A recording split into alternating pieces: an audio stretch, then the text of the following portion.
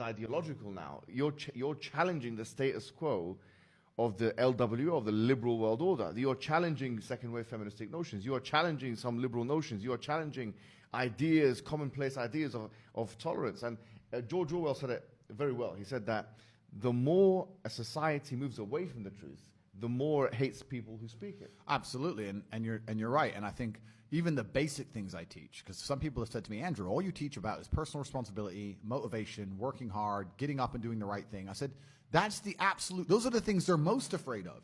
If you teach people to have standards for themselves and to be morally strong people and to know right from wrong, then they can't brainwash you. Yeah. So that's what they're most afraid of. They're most afraid of young men waking up and going, no, I don't believe that. You have to believe it. No, I don't believe it. I don't want to. And I want to go do this. I want to go to the gym and be strong, or I want to believe X, or I want to be a moral person. They genuinely have a problem with baseline morality. Yes. Yeah. Understand? When some people recognize when I converted to Islam that there was a time I was an atheist. There was a time when I was atheistic. And the reason I am now so absolutely certain that God is real is because I've seen evil. I've seen shaitan. I've seen it. When you see enough evil, you realize that there must be an equal and opposite force. And there are people out there in the world today doing the work of the devil, genuine demons, who are trying to destroy the baseline morality that's inside of all of us. We're all born with some kind of morality, and they're trying to destroy it. And that's exactly the Islamic understanding, that we believe that you're born with something called fitrah, which is the initial goodness. You're born with an innate belief, receptivity to believe in one God. Yeah. And then that is corrupted. In fact, there's a prophet, hadith of the Prophet, where he says, كُلُّ مَوْلُودٍ يُولَدُ عَلَى الْفِطْرَةِ. Every born child is born upon this initial goodness. فَأَبَوَاهُ يُهَوِّدَانِهِ أَوْ يُنَصِّرَانِهِ أَوْ يُمَجِّسَانِهِ. And then his father and mother, or his parents, they socialize him into Christianity, Judaism, Magiism. So the idea is that everyone is born with this initial goodness and this initial will or want to believe in God, one God.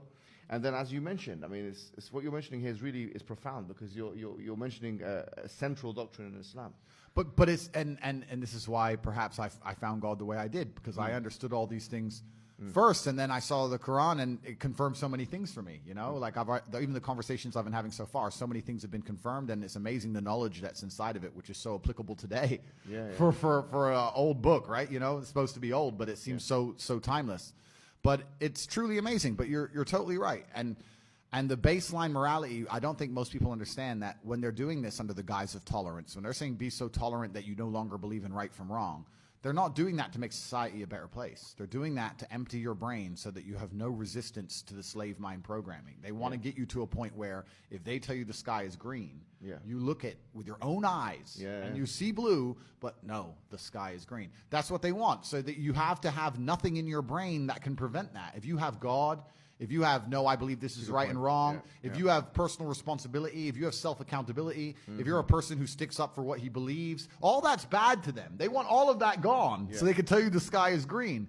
And I don't want to say too much because I don't want the stream to end, but they're going to tell you something much worse than the sky is green. They're going to tell you something else. And they're trying to program us all into slaves, and it's scary. I remember when I was in my undergraduate days, and I was reading a particular book by this guy called Jeremy Bentham, who became the spiritual forefather of J.S. Mill, who is the father of social liberalism of today.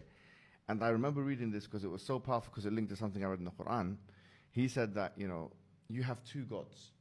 He said you have the God of pain and you have the God of pleasure. And I thought, this is so interesting. The Quran states, أَفَرَأَيْتَ مَنِ اتَّخَذَ إِلَهُ هَوَاهُ. Have you seen the one who takes his own desires as a God? Yeah. And because now there is no transcendental force that we can look up and, as you say, venerate, now we're forced to be slaves to the system, we're to our own desires. Or, the Quran has another verse which I think is so powerful, and it connects very well with what you're saying. It says, God ضرب الله مثلا رجلا, that God has struck a parable of a man, فيه شركاء متشاكسون, that he's got many different slave owners. ورجل سلما لرجل, and another kind of man who's only got one slave owner. God is basically telling us in the Quran that you've got one example of one individual who's got multiple slave owners, and another one with just one. He says, هل يستويان مثلا, are they the same? So here the idea is, as Rousseau said it, he's a liberal philosopher, he said that man is born free but everywhere in chains.